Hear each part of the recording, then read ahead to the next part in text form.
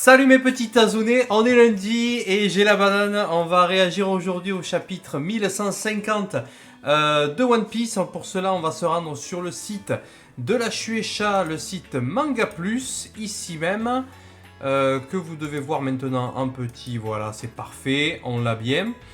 Alors, comme d'habitude, pour ceux qui savent, on va se rafraîchir la mémoire avec le chapitre 1149 que l'on va redécouvrir un petit peu. Il y a beaucoup de choses à dire. Et ensuite, on va partir sur la lecture du 1150. C'est parti, jingle. Et on va commencer aujourd'hui, une fois n'est pas coutume, avec, je vous mets cette fois le lien ici, j'ai fait la réaction live de la présentation de Tony Chopper par Netflix pour le live action. Si vous avez suivi la saison 1, normalement vous avez dû être satisfait de la production et de la réalisation de la saison 1. La saison 2 est en préparation, elle va sortir donc en 2026. Et l'une des grosses interrogations, l'une des grosses craintes, c'était effectivement l'animation de Tony Chopper, savoir comment ils allaient un petit peu le modéliser. On a un début de réponse aujourd'hui sur la vidéo Netflix. Je vous en dis pas plus, je vous laisse regarder ce que j'en ai pensé. On va maintenant revenir sur le chapitre 1149. Alors j'avais fait une première lecture un petit peu, on va dire à la va-vite, parce que j'étais un peu pressé. Par la suite, j'ai fait un short sur lequel je faisais, je récapitulais un petit peu tout ce qui s'était passé. On va reprendre le temps un petit peu de se poser parce que je pense que dans le 1150, il y a des choses qui vont être développées, qui ont été mises en place dans le 1149. Donc, nous avions l'arrivée de Scopper Gaban qui venait tailler les rosiers, pour reprendre l'expression de la vignette du 1148, et qui venait défoncer littéralement Saint Somers, le chevalier divin qui a le pouvoir des ronces, des roses. Ok. S'ensuivait un combat 1v1 entre Gaban et entre Somers. Un combat à sens unique finalement, puisque Gaban arrivait à défoncer Somers assez rapidement. Somers je pense que l'on voit mourir à la toute fin, on y reviendra, puisque on voit son corps un petit peu se décharner. Et on a cette attaque au moment où, juste avant où Somers se fait trancher en deux, l'attaque de l'Enfer Écarlate. L'Enfer Écarlate, je vous en parlais, c'est également le nom du niveau 1 de la prison sous-marine d'Impel Down. Un niveau qui a la particularité d'avoir son sol recouvert d'épines acérées sur lesquelles les prisonniers, en essayant de s'enfuir, s'arrachent les pieds. Les arbres également sont faits d'épines, ils ne peuvent pas grimper, ils ne peuvent rien faire, ils ne peuvent que se meurtrir sur la végétation de ce niveau 1. Alors il y a très certainement un lien entre ce niveau 1 et le nom de l'attaque de Somers. Est-ce que c'est lui qui a créé ce niveau? Est-ce que, même on peut aller plus loin, est-ce que chaque niveau est en rapport avec un chevalier divin? Pourquoi pas? Bon, je viens de penser à ça, bon pourquoi pas, faudrait que je regarde un petit peu les noms des autres niveaux. L'enfer des flammes, il y avait, je sais pas. Et parallèlement à ça, on avait Chopper qui est planqué dans la chevelure de Zoro, qui se dit « Attends, il y a un truc qui m'échappe, il faut vite que j'aille voir comment est-ce que Gaban a réussi à couper, à tuer un être immortel. Il y a forcément quelque chose, il y a forcément un indice. » Donc on voit Chopper sortir de la barbe, des cheveux de Zoro, et il va en plein champ d'épines pour, je pense, aller analyser le corps de Somers pour savoir de quoi il est fait. On a ensuite le début de l'incendie de la bibliothèque et de l'école. Alors tout semble perdu. Est-ce que on va véritablement brûler tous les livres? C'est une possibilité, brûler cette source de connaissances. On sait de toute façon que cette mémoire-là, elle est détenue dans le cerveau de Vegapunk, qui est matérialisé par Lilith dans l'équipage du chapeau de paille. Sinon, il peut rester la solution de la chouette.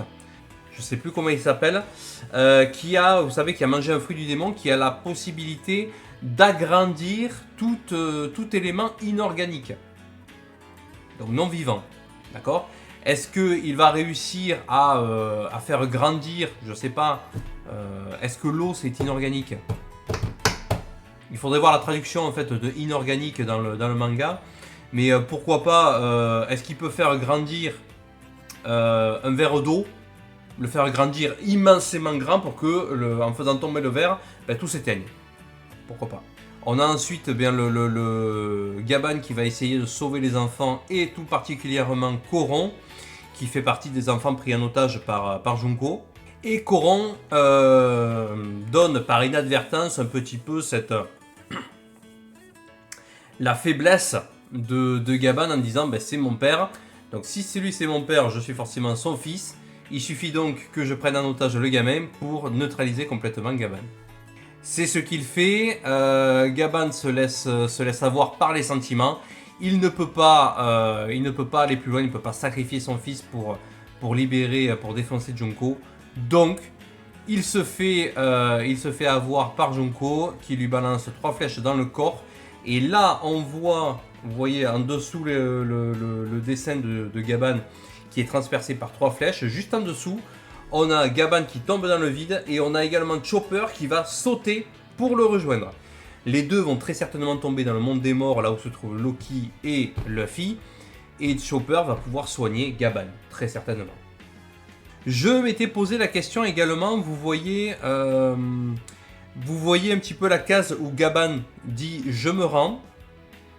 En bas, on voit Gaban qui lève les mains comme ça devant Junko. Et la case encore d'en dessous, je ne sais pas qui c'est, qu'est-ce que ça peut représenter. Parce que ça ne correspond pas aux vêtements. Vous voyez, on dirait une manche. On dirait, je ne sais pas ce que ça représente. Là où il y a écrit « Pardon Elbaf ». Je ne sais pas ce que ça représente. Alors, c'est peut-être important. Ou pas. Mais j'ai du mal à comprendre. Alors, si peut-être... Ah, mais merde! Je viens de comprendre. Je viens de comprendre. Non, mais c'est le bas du corps de... C'est le bas du corps de Coron qui est séparé par la flèche. Et j'ai pensé que le trait noir qui fait la bordure de la flèche, eh ben, c'était une séparation de cases. Bon, bah, c'est bon. Mystère éclairci, c'est tout. On arrive sur la dernière double page. Avec tout à la fois, donc on va commencer par le plus simple, Somers qui se décharne complètement, on le voit au niveau du torse, il est en train de perdre la chair, on voit les os qui apparaissent sur son torse. On a également le seigneur Imu qui vient s'incarner littéralement dans le corps de Junko. On nous apprend que la Terre Sainte est en proie aux flammes, donc ils sont attaqués très certainement par quelqu'un. Alors, qui on ne sait pas encore. Elle a besoin de renfort, donc Imu va sur Elbaf pour régler la situation de suite. Comme ça, tout le monde peut rentrer. Pardon, petit rototo. Sur Marijoa. Question, moi qui me vient à l'esprit comme ça. La mère Imu, elle n'est pas capable de régler le problème à Marijoa, toute seule, si elle est si puissante? Comment ça se passe dans l'espace? Voilà. Ça c'est vu. Et on a surtout le flashback des souvenirs qui reviennent à Junko. Elle se revoit en train de hurler père. Donc elle crie le nom de son père. Visiblement elle est un peu plus jeune. Elle a un souvenir qui lui revient. Elle a un autre souvenir avec Brooke qui chante, enfin qui rit, yohoho, ça peut être que Brooke, faut arrêter de déconner. Est-ce que Brooke et son père, c'est une possibilité? Étonnant quand même un petit peu. Est-ce que c'est un ami? Est-ce que c'est un vieux souvenir? Je ne pense pas que Brooke soit son père, puisque dans la page de gauche, avant que Im ne s'incarne dans son corps, elle a cette réflexion, elle dit c'est toi Brooke. Elle ne dit pas c'est toi papa, elle dit c'est toi Brooke. Donc elle a des souvenirs comme ça qui lui reviennent. Deux possibilités, ou bien c'est un souvenir tellement ancien qu'elle l'a oublié et qui ressurgit comme ça, ou bien à la façon de Kuma, et tant pis je vous spoil pour le manga, mais on sait que Kuma on lui a effacé la mémoire, mais qu'il reste encore un petit bisbille, un petit truc, un petit reliquat. Est-ce qu'on n'aurait pas effacé également la mémoire de Junko? À la Kuma. Je fais également une parenthèse sur l'animé One Piece qui en ce moment déboule sur Egghead Island. On a Saint Saturne, le gros monstre dégueulasse, la grosse araignée dégueulasse qui a débarqué. Et on va s'attaquer à présent au passé de Kuma. Alors on a eu déjà 2 épisodes, ce me semble. Kuma, ce fils de boucanier qui a été réduit en esclavage avec sa famille, son père, sa mère. On a toute une scène sur Marijois où ils sont avec les colliers, avec les chaînes enchaînées donc avec son père, où son père lui dit, tu sais, ta maman elle est morte, elle est dans un meilleur endroit maintenant. C'est tellement dramatique et on a la tête de Kuma qui hurle, qui hurle sa douleur.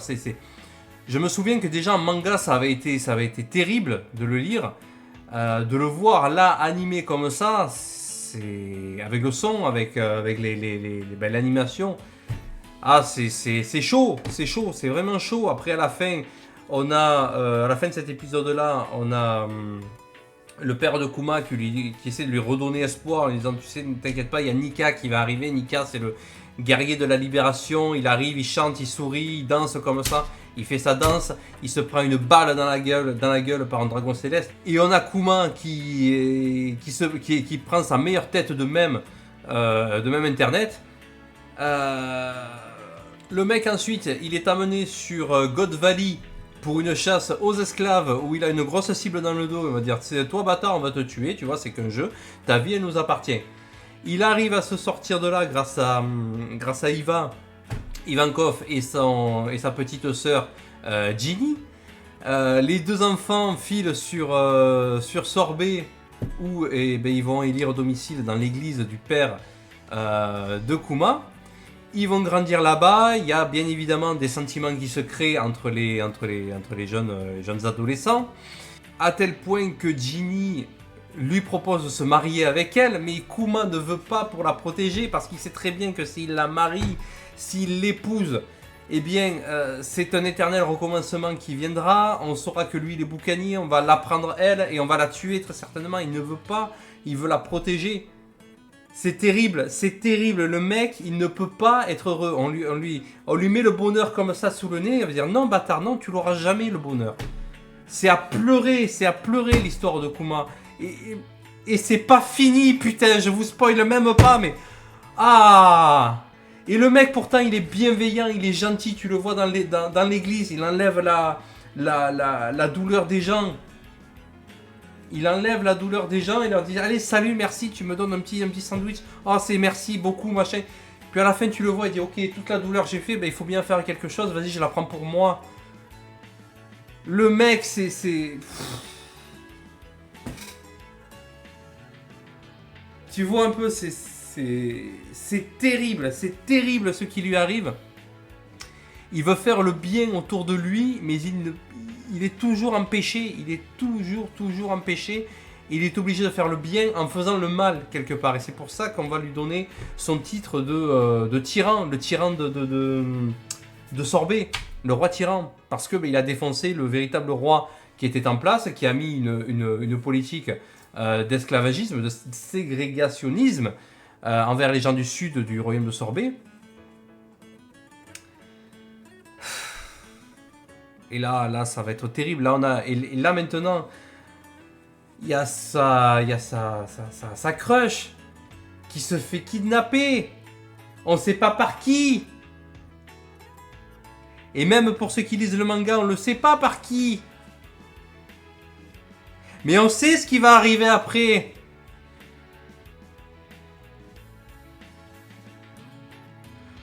Ah, c'est chaud One Piece. One Piece, tu pensais que c'était du rigolol, c'était du Tex Avery, des Luffy qui gonflent et qui deviennent énormes, qui a des yeux qui sortent machin.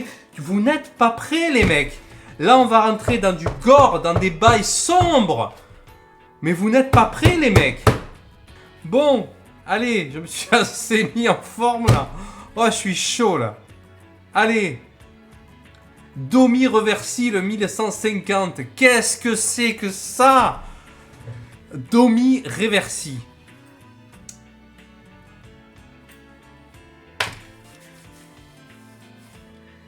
C'est quoi? Domus, c'est la maison. Si c'est du latin, domus, c'est la maison. Donc domi, ça serait les maisons. Reversi, c'est-à-dire on change de maison, on change de lieu. Qu'est-ce qui se passe là?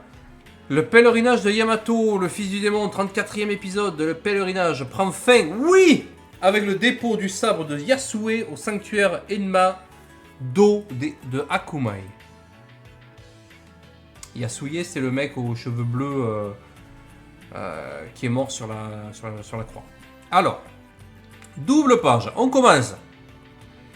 Alors, les enfants, ils sont sains et saufs, quel soulagement. Donc là, les enfants, ils arrivent au fameux village, à côté de l'océan Nimbus. Tavernier, mon papa est tombé dans le monde des morts. D'accord, ça c'est... merde. C'est Coron qui parle. Quoi, monsieur Ya a chuté, c'est à cause de cette femme. Faites bien attention à elle. Papa, maman. Donc là, il y a tous les enfants qui arrivent au village. D'accord? Elle flotte dans les airs. Mes pauvres, vous avez dû avoir peur. Allez vite vous mettre à... Est-ce qu'ils ont encore le pouvoir des ronces, les gamins, ou quoi? Oui, c'est les ronces, ça. Hein. Ouais, il y a quoi? Hein? Qu'est-ce qu'il y a? L'autre, elle regarde, la Junko Imu. Vous me cassez les oreilles. Gros coup de haki dans sa face. Donc tout le monde tombe en ruine. Même les gamins. Mais il continue à marcher. Putain, c'est chaud, ça. Tout le monde tombe, sauf les gros guerriers. Deuxième double page. Alors, qu'est-ce qu'elle fait? Elle invoque un pentacle.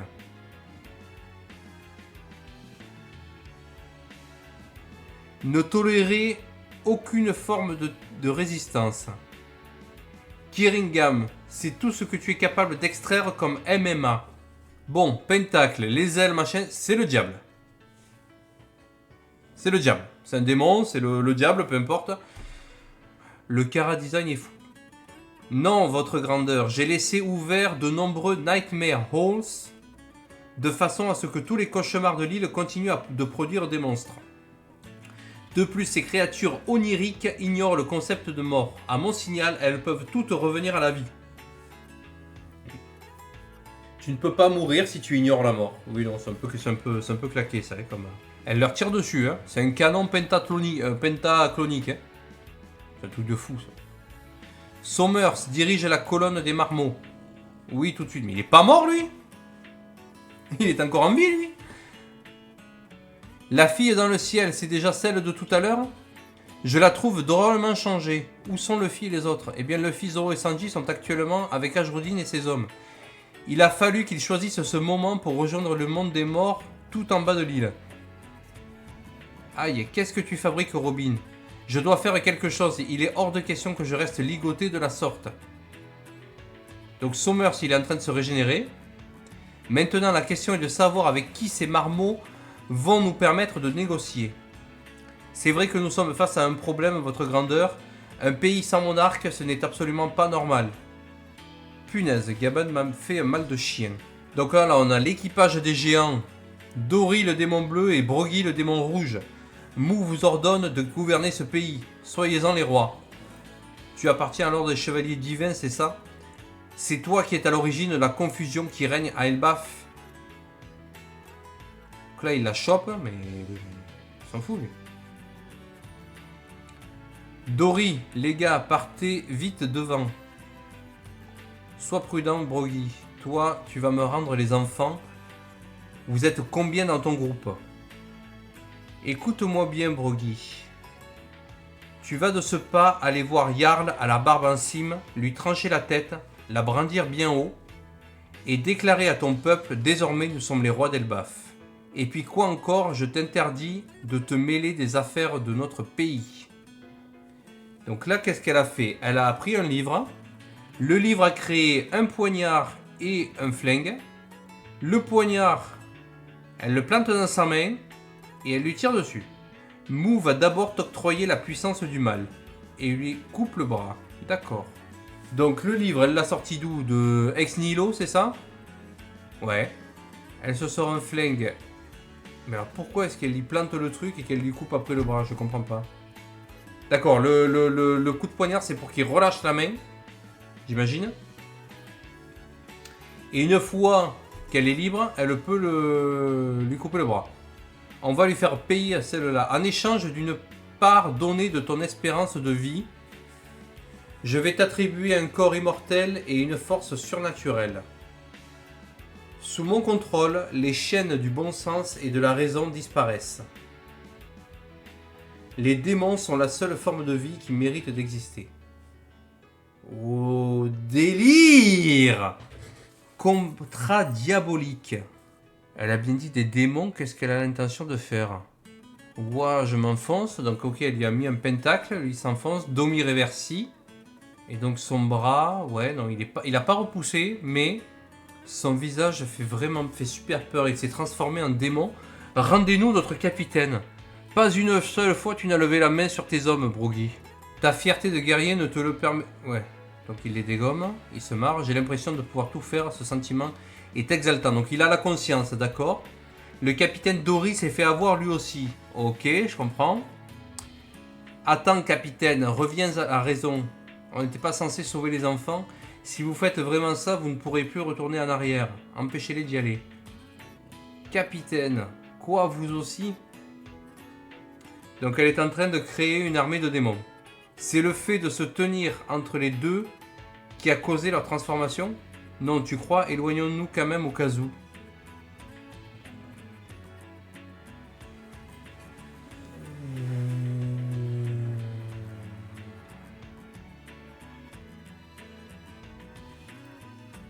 Oh la vache!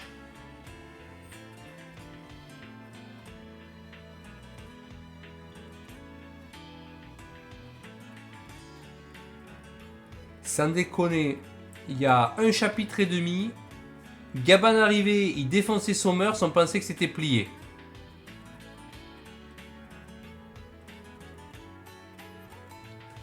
Donc la mémère, elle a le pouvoir de démonifier les gens, c'est ça, et de leur faire perdre un peu la raison et tout le sens commun, et de les manipuler. Mon intention n'est pas de détruire ce pays, mais de le gouverner.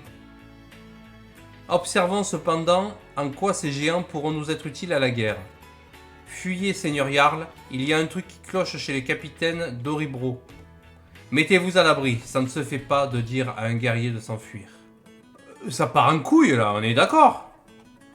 C'est pas que moi derrière mon PC qui... Vache! Donc là, on pense, je reviens un petit peu, on va le relire, deuxième lecture. On a les enfants qui arrivent au village de l'ouest, là où se trouve Jarl.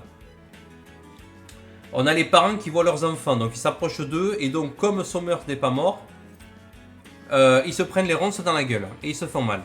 Tout le monde gueule, vous me cassez les oreilles, elle fait un gros coup de haki à tout le monde, c'est terminé. Elle se dévoile sous sa forme démonique. Elle crée des armes... ex nihilo. D'accord, et donc il y a l'explosion derrière. D'accord, ok, je vois. Donc il y a des monstres qui vont réapparaître autant que nécessaire, qui continuent d'arriver. Ils ne peuvent pas mourir. Je pensais que Sommers était cané, il n'est pas cané, et il se régénère. Et donc, elle va conclure un pacte démonique, c'est ça, ou... Comment elle l'appelle? Contrat diabolique. Pour le... Donc je te donne une force surhumaine, je te donne un corps immortel, mais en échange, t'es ma pute. En échange d'une part donnée de ton espérance de vie. Ça me rappelle quelque chose, ça, la part donnée de ton espérance de vie. Ça me rappelle un peu, tu sais, l'eau. Bon, c'est un debuff en fait, ouais, c'est... Elle veut le gouverner, donc elle va... Ouais, ils vont se contaminer les uns les autres, quoi. Et là, j'ai envie de vous dire, le mal est contagieux, le bien aussi. Bon, et ben... C'est la merde. Je vais le méditer un peu parce que... Je suis choqué, là. J'ai pas l'impression de lire One Piece, là, tu vois. Bon, mes petits Azunés, ben écoutez, je vous laisse là pour aujourd'hui. Je suis très curieux de voir un petit peu ce que ça va donner dans le prochain chapitre. En attendant, eh bien écoutez, je vous laisse vous abonner à la chaîne. Je vous laisse mettre un petit pouce bleu si vous avez apprécié un petit peu le résumé de tout ce que j'ai parlé. Et puis on se revoit très prochainement sur Taz & Chill. Salut!